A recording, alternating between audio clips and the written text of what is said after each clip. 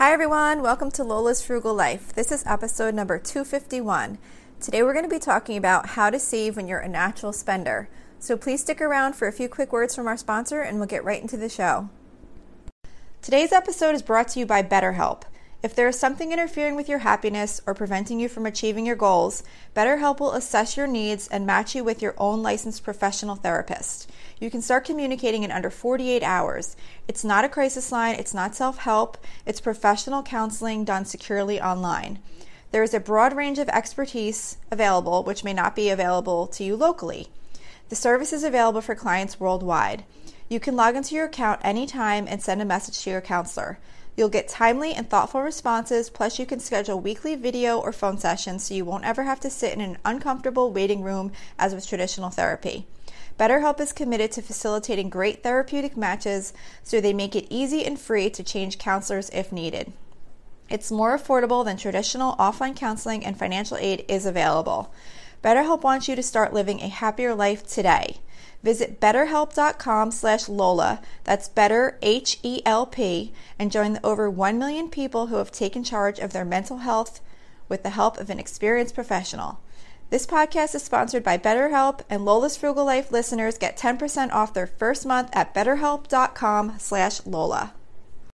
So with the holidays right around the corner and a lot of us having to be either in the stores or online doing shopping and being tempted by purchasing other items while we're out shopping or looking around or browsing websites, I thought it would be a good time to go over, again, some tips on how to save when you're a natural spender, because there's going to be a lot more tempting for those of us who might want to or might kind of be driven to spend more than those that are natural savers.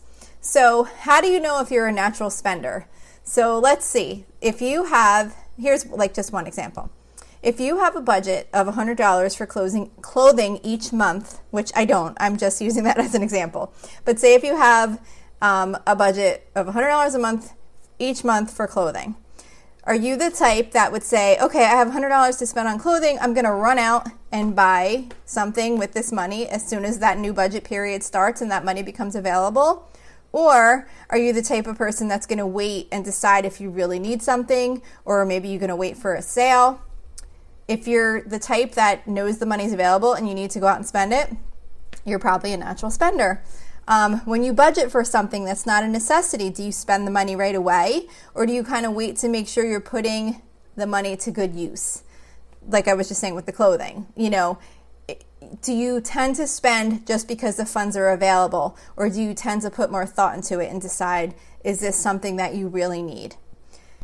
Do you find that much of the fun in making the actual purchase is like the purchase itself rather than how much you end up enjoying what you actually purchased? If any of these ideas make you think like, yeah, that's me, then you might be a natural spender. And there's nothing wrong with being a natural spender, but it's really just about recognizing that that is a trait you have so that you can put some practices in place so that you don't go overboard. And the same can be said for natural savers, because you don't want to save everything and never have any fun enjoying the money that you've earned. So as far as myself, I feel like I'm kind of somewhere in the middle. When it comes to my family and kids, I tend to want to spend a little bit more freely, especially when it comes to things that I would consider not really to be like luxury items. Like, say if we are in Target and one of my kids asks if they can get, like a package of like juice boxes or something, which we don't normally buy. Like they want it for like a treat or something. And my kids are older. They're not little kids. They're teenagers. But, say they're like, oh, can I get this box of like, Capri Sun or something like that. And it's kind of like, well, it's just a juice box. It's not like some, extravagant item. I always tend to kind of want to just say yes and buy it, even though it's not maybe technically in my budget. So any kind of things like that, I feel like I struggle a little bit more with being more of a natural spender, like wanting to be able to get things for someone when I'm out in the store, where if I wasn't out with someone, I would never even consider to purchase certain things. But I have kind of made changes with that over time, where I try to not always get those things when they ask for them and make it more like a special treat, and just kind of have a little bit of money put aside. And then when we decide there's like a little bit of a special occasion, or, I just kind of want to give them a little reward, then we can pick up those kind of like extra things when we're out shopping. But I think in general, I'm more of a spender, because even when I do spend that money, when I feel like, oh, I should just get them this item or whatever, I still kind of have that like I don't want to spend it. Even though I want to get them the thing, I'm just, I cringe at like when I go up and I'm going to see how much I'm going to have to pay when we're at the register. The thing is, though, that even if you're a natural spender, you can learn to control your urge to spend. So you don't want to let the tendency of being a natural spender make you feel like you're not going to be able to do well financially. Like, you don't want to kind of use that as I'm not going to be able to do good at my budget, or, whatever other financial goals you're trying to reach because of the fact that you're a natural spender. Because you can definitely make changes so that you can do good at personal finances or budgeting, saving, whatever you're trying to do. Once you understand that your tendency is to spend, you can develop more tools and strategies to help you control your spending. So one of the things you can try and do is find things that give you the same joy that you get from spending. A lot of times when people spend money on things that are kind of maybe a little over the top, they'll say like, oh, YOLO, and just kind of use that as an excuse to, you got to be happy and buy whatever you want. And, to some extent, of course, you want to spend money on things that you enjoy.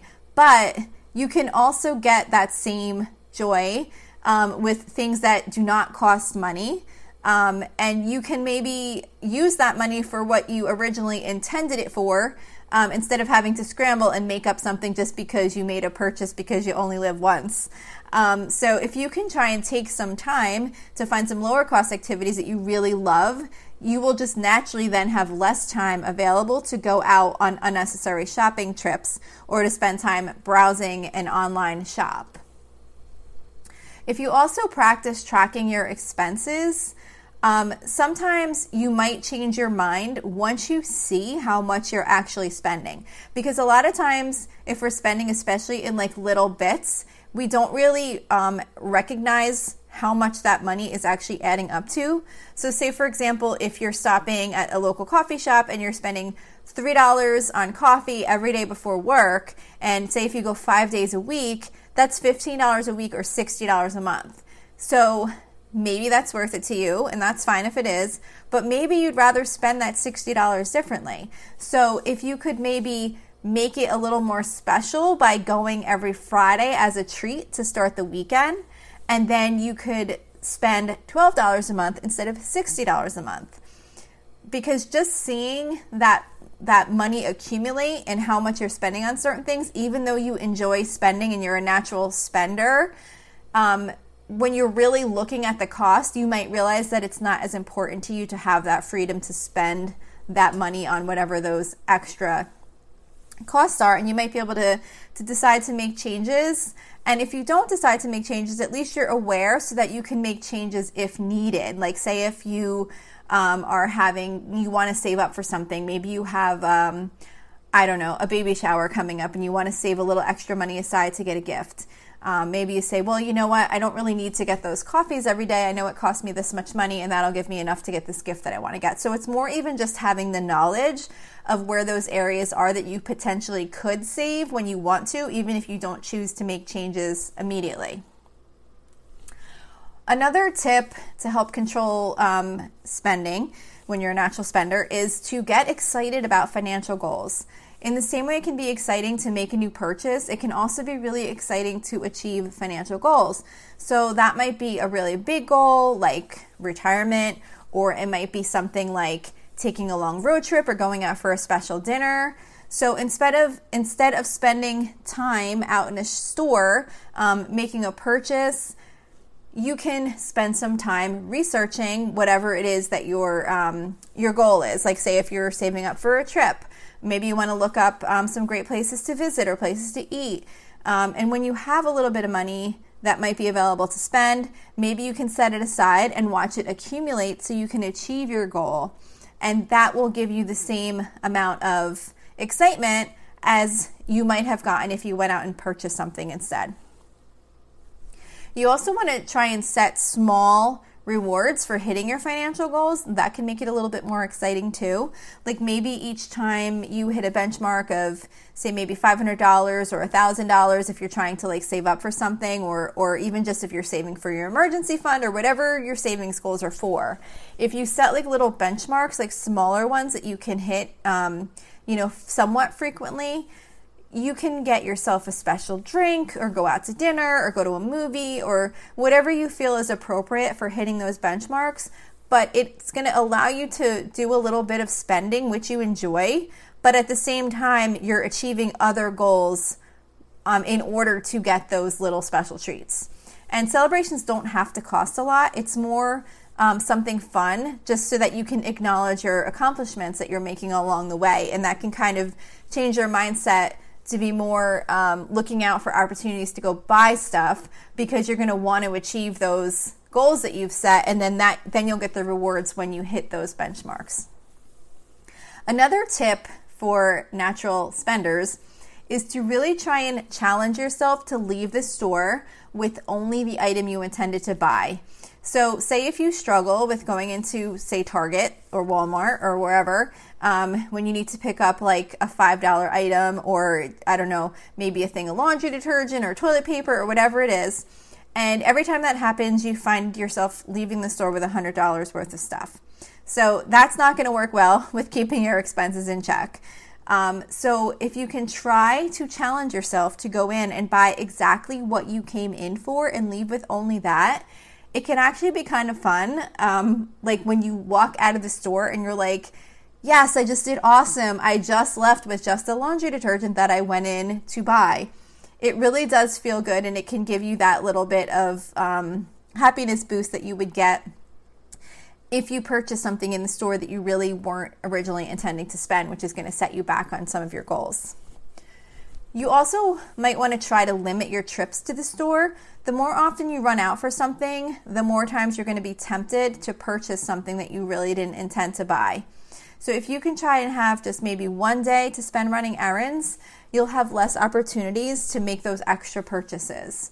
So, so many times I used to think about, I would go to Costco or Target or wherever I was going to go, and I would go in, like I said, to just buy like certain things.